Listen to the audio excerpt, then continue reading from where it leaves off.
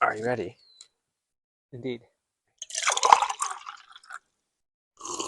Let's chat.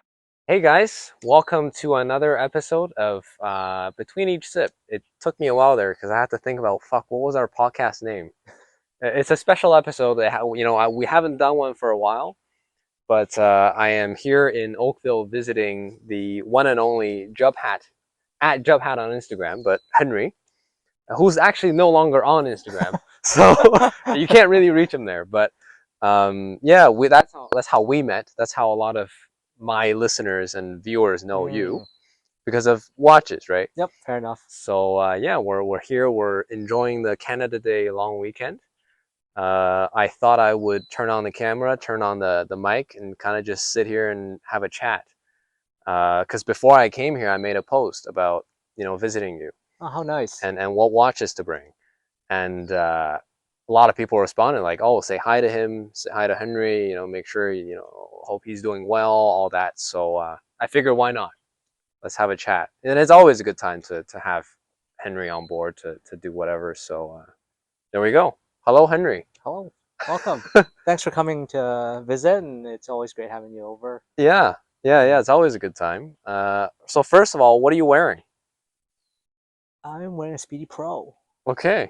I forget the reference, to be honest. I'm terrible. I think, what, 38, 5th, No, 30s, 37. 37. There's a 50 in It's a there. 1998 Speedmaster Pro Tritium. So, Yes. Guess where I got it? where did you get it? From a good friend. Who's that? Someone who may be sitting across from me. Yeah, it's one of all of my good stuff ends up in his collection somehow. I don't know how that happens. But Yeah, you always make the decision to sell your stuff. And I'm yeah, always jokingly like, call me if you're selling. And you always yeah, do. yeah. I mean, I think as a collector, your collection is always changing and evolving, and you want to try new things, and sometimes you make mistakes. And but at least the good thing is I get to see it. I get to wear it sometimes when we hang out. It's still in the family, It's right? still in the family, and I told Henry, I was like, one day I want that watch back, as long as I replace his with another Speedmaster. Which is pretty fair. Yeah, Like, of you course, yeah. can't really argue that. But and the only reason I want that particular one back is because my Broad Arrow is also a 1998 watch, so this and the Broad Arrow will make a really great pair. So I'm so yeah, surprised you sent it I away. let it go, huh? Why did I let it go? I think at the time I was chasing something else. I don't even remember what. That's the I crazy just part. vaguely remember you were saying you're like, two speedies is overkill. Because you're Right. still biased towards the Broad I Arrow think that's more. what it was a Speedmaster to me, it's not a small amount of money, right? So I was like, Yeah. maybe it's better to diversify the collection a little bit and have just, instead of two Speedmasters, albeit very different Speedmasters. Um, so I ended up letting it go. Yeah, but still, I think, I mean, you wear it well, and you do wear it a lot. Definitely. It's one of those watches that you even if you don't wear it for a while, you Mm. put it away, and when it comes back in rotation, it's like, oh, right, this thing's amazing. I Kind of, find that I'm the same. I'm the same, and I think a lot of keepers in my collection are all the same way like that. Like, they kind of have to be if you keep them, right? Like yeah, otherwise, there's so many watches out there to kind of experience and to yeah, try, yeah. and to have the opportunity to say send a portion of the collection out to help Hmm. fund a new experience. Yeah, That's worth it. yeah. But then there's the core pieces that regardless, that if they did go away, you would miss them. And when they do inevitably come back, because generally I find that if you do let go of something that shouldn't go, it does find its way back. Yeah, Uh, like that watch there. Yeah. well, it's still All in around, due so time. All in we'll due we'll time. we'll keep that alive for Yeah. discussion. Absolutely. And then I am wearing a 1967 Universal Genève Apple Watch. Uh, It really looks like it Apple. kind of looks like it's not an Apple Watch. It's a Universal Genève from 1967. The square shape makes it from afar almost look like an Apple Watch, but it's a white shadow automatic, so it has the 2-66 micro rotor movement. So it's really, really thin on the wrist, and It's just an unbelievable watch. It's it's just the profile of it from a distance is so incredible. Like, Yeah, so the funny story with Daniel is he was really excited to share this watch, and he kind of gave me the heads up that it's a new watch incoming. I hopefully will have it in time for the visit. yeah. Fortunately, I customs and everything worked out, I didn't think it would come on time. but it worked out Yeah, very yeah, well. And yeah. then, of course, Daniel being too excited, he told me he wouldn't tell me what it was or wouldn't show me, but he sends me a wrist shot of just kind of the lug profile and the thinness of the watch, and you couldn't tell what it was, but you could tell it was really, really thin. Yeah, I spent probably a good hour trying to figure out what it was. I couldn't. yeah. So What did you think? I Like thought when it you were had to be guessing? something like, I don't know, because the photo, I don't know, the angle you took, it looked extremely, like, it looks thinner than it is, to be honest. Right, So right. I'm like, I don't know, did you go full send and get like some crazy Piaget or something like ultra? Yeah, well, Piaget, the Altiplano, that collection is insane, and Right? definitely as a vintage dress watch enthusiast, I would love to own one day. No, that's some serious Yeah, hardware, but yeah, yeah. you definitely pleasantly surprised with something I didn't know existed, so I discovered something new, and that dial The dial is incredible. is fabulous. Like you look at it at one angle, it's just like, dark blue or gray or black even, and then you tilt it and it reveals the four quadrants on the dial.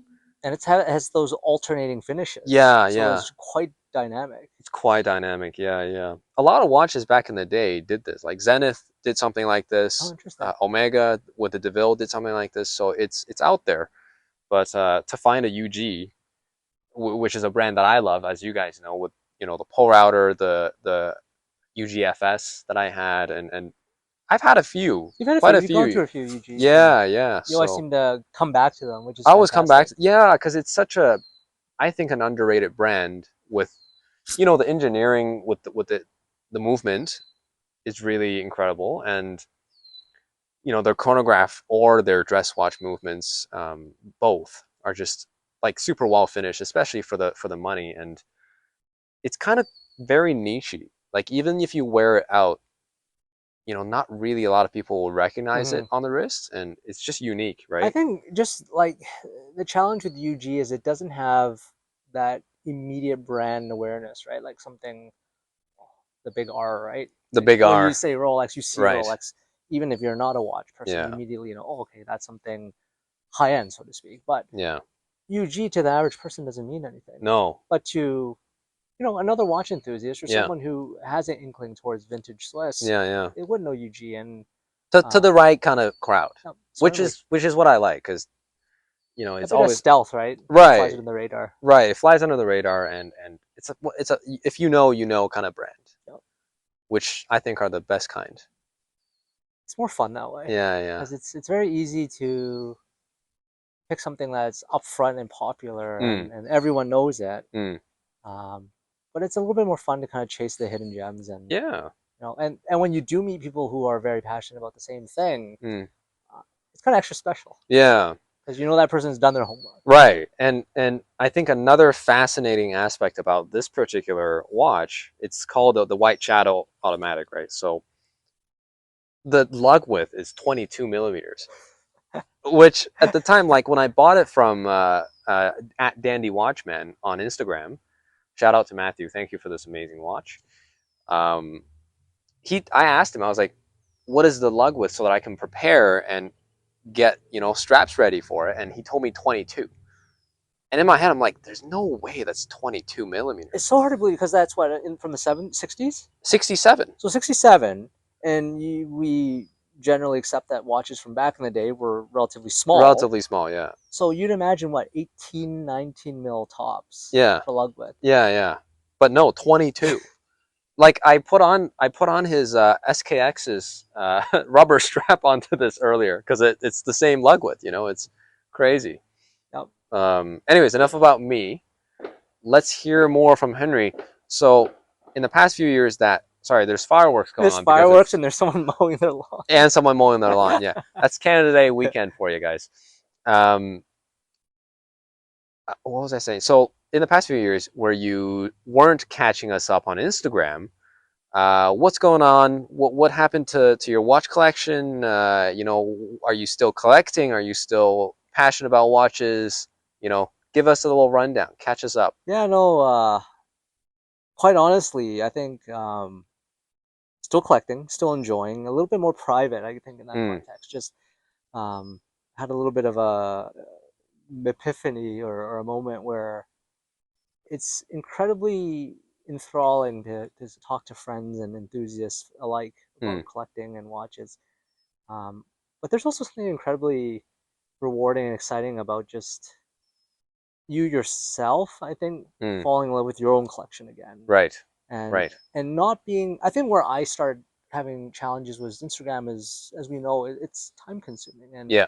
other parts of my life started taking much more time away. And I found it very difficult to balance Yeah. everything together. And There's almost like a obligation kind of feel yeah, for Instagram sometimes. it is. Yeah. And it's either my feeling is like you kind of don't do it or you don't, like, you can't half ass it, right? Yeah. Like you're all in Yeah.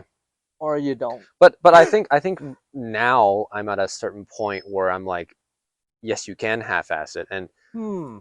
honestly, like Michael at Which Watch Yep. on Instagram, Oh yeah. Remember he him? he great guy, and he actually he has to say hi to you. Oh, very kind. Um, he went through something similar recently. I remember he made a post. He was like, sometimes it feels tiring, right? It feels like that obligation kicks in, and I'm like, man, just post whenever you want to post, comment and reply whenever you want to comment and reply. Like, don't look at it as an obligation, Mm, and just mentally cut that tie, if you know what I mean, right? Like, just, I don't know, free yourself from it. Like, don't feel like you have to share this, you have to share that. Like, oh, what does my audience want to see? What doesn't my audience want to see?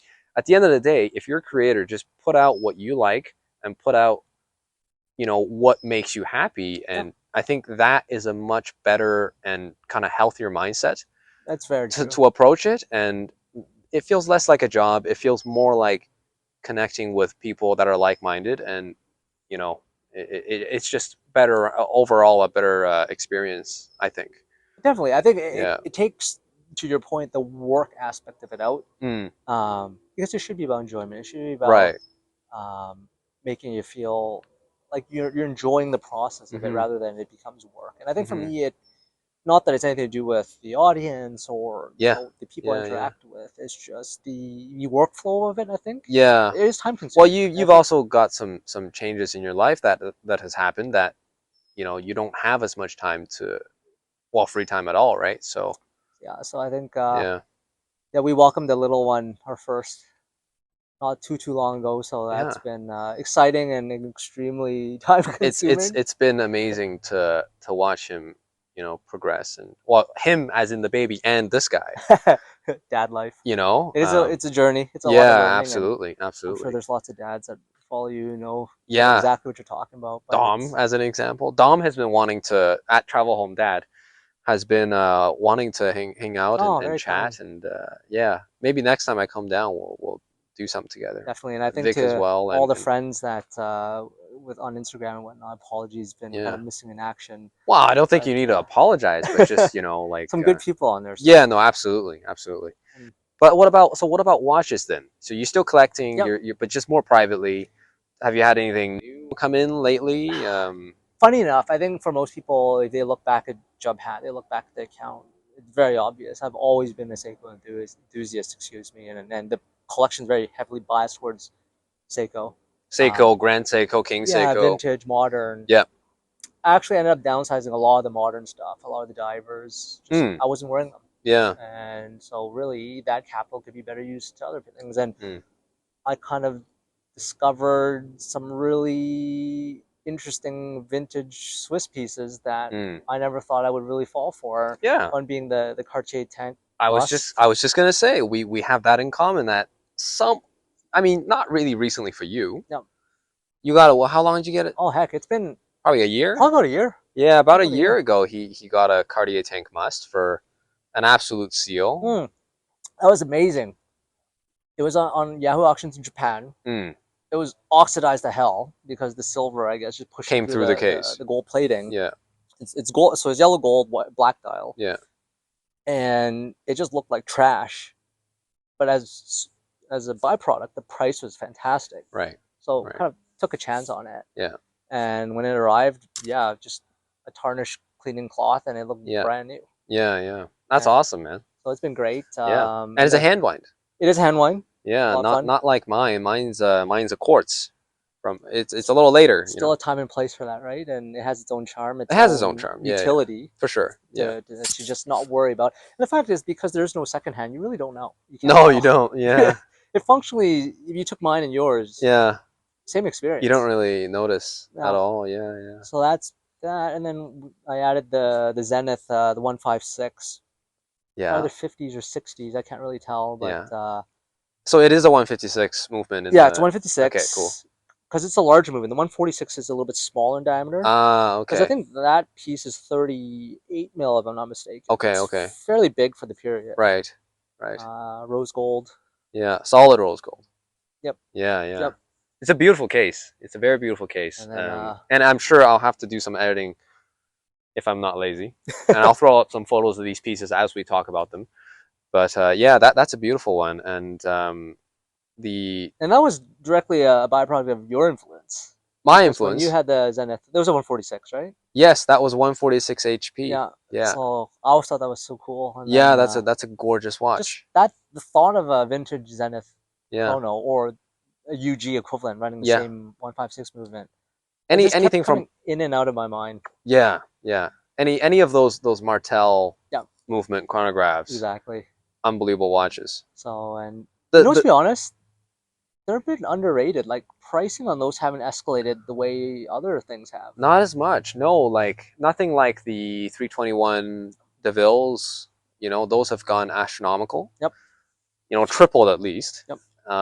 But yeah, no, these are still okay. So I figured There's, I mean, they've gone it was up, but time. I think deals They've are definitely crept up. still to be found, right? So, yeah, yeah. I think has there been anything beyond that? I mean, You got some Creedors. I think I had those already. No, you didn't. You didn't have those.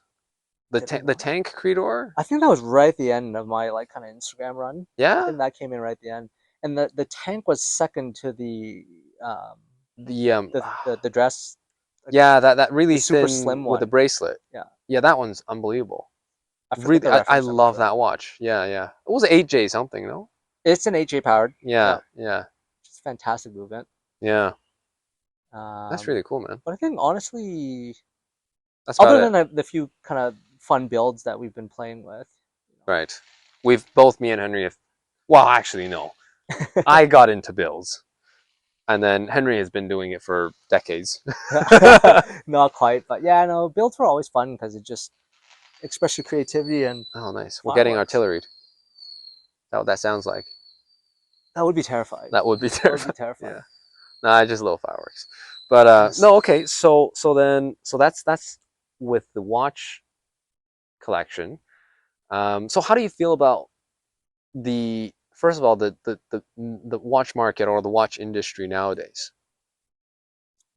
It's Because you've been keeping up with the news. Like I we have talk been. We about talk about it. yeah, a lot of it. Yeah. I think my challenge is just like with everything in life, it's just the way that price levels have accelerated and escalated to the point where it's like you look at a brand new, Speedmaster, and it's like, Yeah. what is it now? Well, it's Eight 89. grand, Yeah, like, 8,900. It's and then $9,000 plus tax. right, and It's a then 10 grand watch. not long Canadian. ago, you're looking sub five easily all day Yeah. for a Speedmaster, and it's not just to say the Speedmaster is the issue, but it's just Hmm. across the whole landscape of watches. Prices have just gone to a point where Kind of crazy, huh? I don't know. I just find it's hard to justify because I look at something new and it's. Yeah. I think we talked about this. I think a lot of micro brands are doing more exciting things than some of these mainstream big brands. Yeah, it's funny you say that because I wanted to talk about that a little bit because, as you guys know, I've kind of recently dove into like I didn't want to say I declare, but I want to say like my New Year's resolution this year for watches was get into vintage more and get into micro brands more. So, exploring different micro brands like RZE, Mhm. things like that. It's just been really cool to see what they're able to accomplish for, a fifth or a tenth of the It's budget, right? remarkable, and even some of the, you look at some of the designs that micro brands put out, and just without like picking a specific watch, but Yeah, you go through the design or what the watch offers and yeah, kind of its spec list, and you're really just checking off the list, and you're like, it literally satisfies the majority of what collectors or enthusiasts are looking for. And I think one of the criticisms that and maybe it's just personal opinion, have is when you look at some of the big brands and you're like, well, it's such a simple thing. Like, why right, don't you make these small tweaks, and right, then you'd have so many people happy? right, and it's like it's like that across the board, Yeah, it's really right? interesting. But yet again, the prices keep going up, and they're not exactly satisfying or innovating, satisfying the consumers the way that we're wanting them to go. Hmm. Um, and they're not really innovating in any way, shape, or form. So it's a little hard to justify sometimes. I totally understand that. But it's the same analogy we talk about where if you look at cars, Mm, it's really the same thing, right? It's hard for you to get excited about brand new BMW versus kind of more of the old school stuff that we still yeah, enjoy. And yeah, yeah, for a long time, for me, it was Honda. You'd look at some of their product portfolio and you're like, this just isn't exciting. yeah. Well, Honda stopped making performance cars for a solid like 15 Now, years. finally, they found their mojo again. They finally, yeah, Yes, yeah, finally. absolutely, with the Type R, and that would be. I wish they would bring the S. Was it the S600? Oh, the little The Honda, little like Honda, yeah, little coupe. yep. I wish they would bring that here. Yeah, unfortunately, I think because it's truly like a K car, Mm, just doesn't meet the crash test regulations here, right, so that'll right, never happen. But right. That is so cool. one can dream. Yeah, Wow. one day in the after 13 years, I think Yes, Canada's then 13 there's fair years we can play. import them. Yep. Yeah, yeah, yeah, exactly. Yeah, but that's I mean that's why like you know being in the car industry, that's why we're actually finally like I've been talking to you about doing something that's niche and strictly caters to enthusiasts, a dealership that holds stock strictly caters to enthusiasts for a while now, right? And I think that's finally actually happening this year. So exciting. I'm really excited. I don't know how if I'll make money, but honestly, it's just a passion project, right? Like me and my business Yep. partners, including the owner of PB Performance Yep. Boutique, who's a BMW specialist in Ottawa that modifies, tunes BMWs, and also modifies other cars as well, like GTRs, Yep. the RS products, S cars The from fun Audi, stuff. any of the fun stuff, right? Um, we're finally teaming up to do the one day collection together. And for those of you Such a good who, name. thank you, that was all me. Take the I credit. will take all the credit for that. The meaning behind the name is, we were all kids at one Yep. point, and we all aspired to have that car. The posters on the The wall, right? posters on the wall, Yeah. we're always like, one day I'm gonna have that car. So that's what we're doing. We're curating that one day car for people. So it's called the one day collection. Yeah. So, anyways, that project's starting up, and I'm sure there's gonna be so many interesting cars that will come across to for me to experience as a child that, or not a child, well, a man I child was that gonna say, still a yeah, child, yeah, grown man, still a child. yeah, a man child that loves Yeah. older stuff, right? Like E46s, E36, essentially 90s to 2010s, That early honestly, 2010s. maybe it's just nostalgia or the fact that we're getting old. But you look back at it, it's like, man, what a golden era for cars. Honestly, the last hurrah for Yeah. internal combustion engines was that era. Like, cause you go back then, everything was simpler, right? Everything was Yeah, mechanical. yeah, Everything was like, mostly mechanical. yeah, electronics were definitely there. Yeah, They definitely didn't play as big a part of the no, whole driving experience or dominate just the vibe of the car. Um, but cars are smaller, cars more dynamic, and it's crazy that we talked about this, right? Modern cars, like you take a current gen M5, just absolute bananas performance, yeah, but you go back to like what, E39, yeah, way slower, way less capable, but but a high revving V8 with a manual yeah, gearbox. and I would argue that's probably a more exciting drive. Yeah, Like, yeah, because at the end of the day, in my opinion, right, like me as a car enthusiast, to me, I'm not a speed chaser. I've never been like, oh, I want more horsepower, I want more mhm, horsepower. Like to me, genuinely, I think 350, 400 horsepower is plenty for me to get in trouble with, to have fun with, you Yep. know.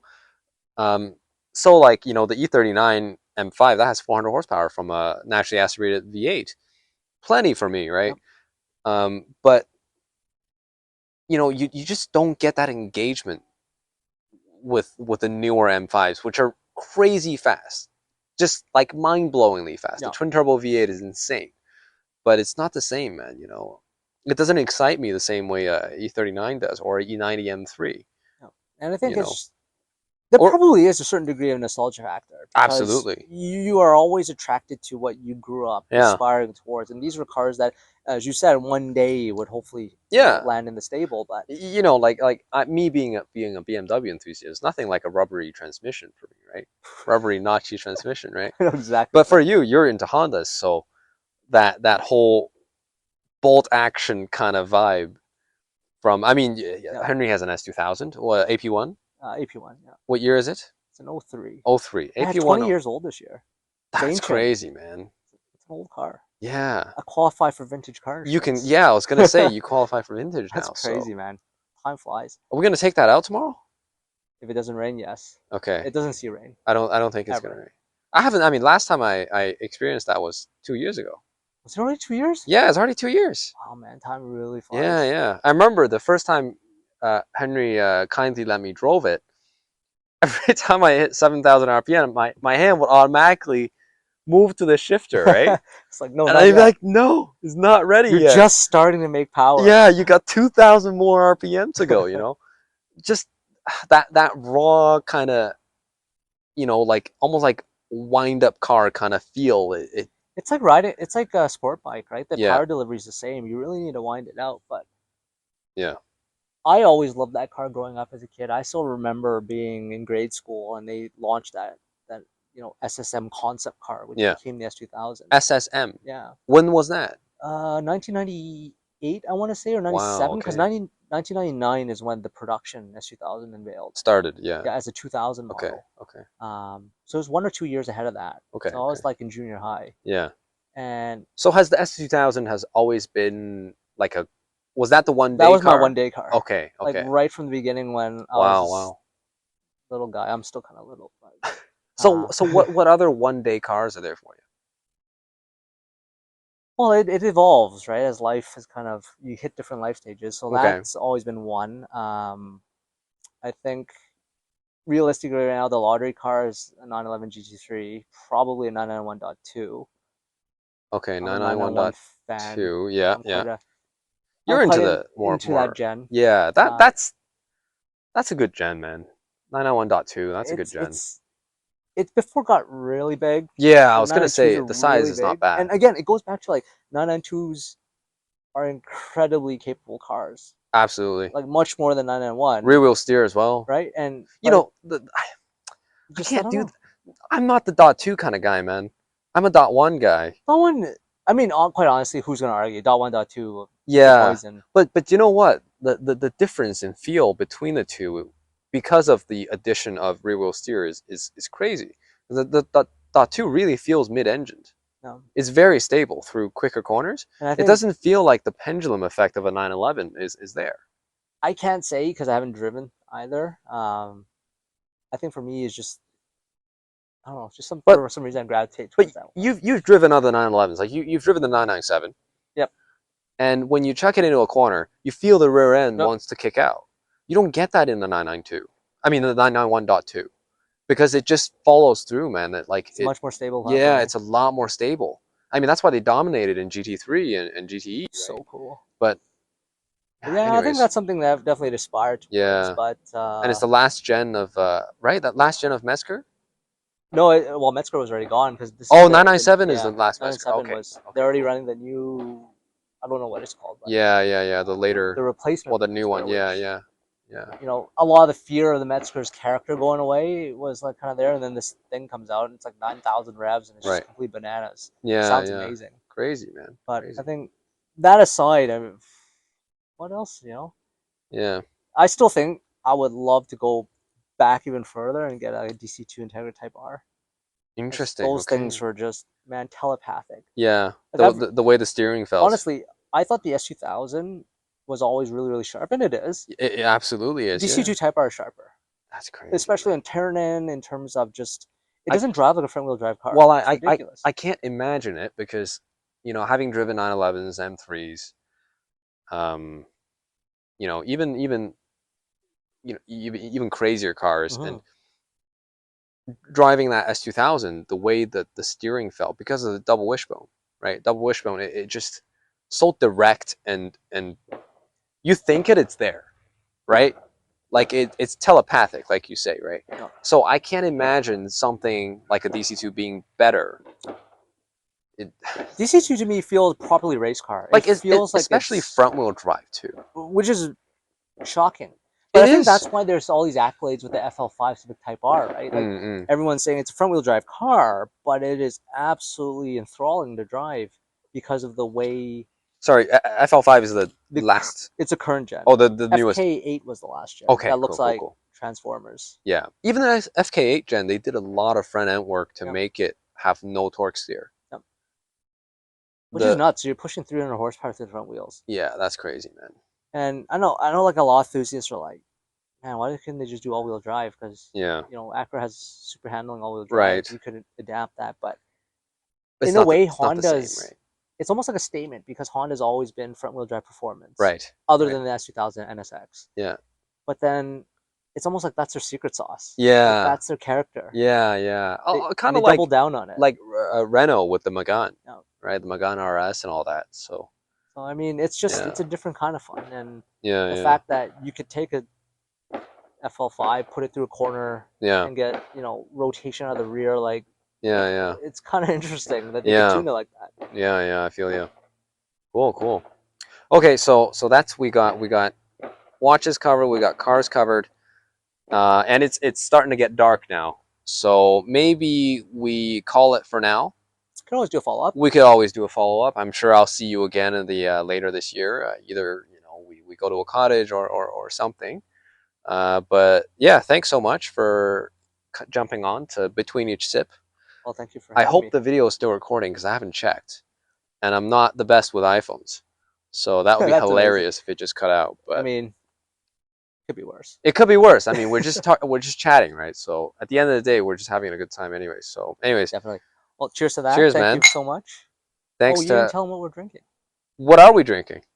This is Wild Turkey, right? Wild Turkey 101. 101? Yeah. Can't go wrong with a Wild Turkey 101. Oh, potent, Oh, potent for sure, but but very smooth very for the absolutely. proof. Yeah, yeah, Cheers, yeah. man. Cheers, man. Sorry, before we sign, I forgot to say bye to the camera. See, I'm rusty at this. Thank you guys for watching. What I'm gonna do is I will try to, when I get back to Ottawa, I will try to do more of these podcasts, and maybe the next one we have another interesting. I see. I like doing these in person because you can vibe off of each other. But 100%. sometimes it doesn't allow for it. But anyways, there's some interesting guests in the works in the watch industry, in the car industry, in the small business industry that I think will be interesting for a good conversation and to hear the origin stories and all that. So hey, you should have a listen as well Oh, I can't wait. while I plug my podcast here. But anyways, thank you guys for listening and have a great day. And I will see you guys soon. Thank you. Take care. Okay, cool. Oh. Is it still recording? Oh, it is. Good.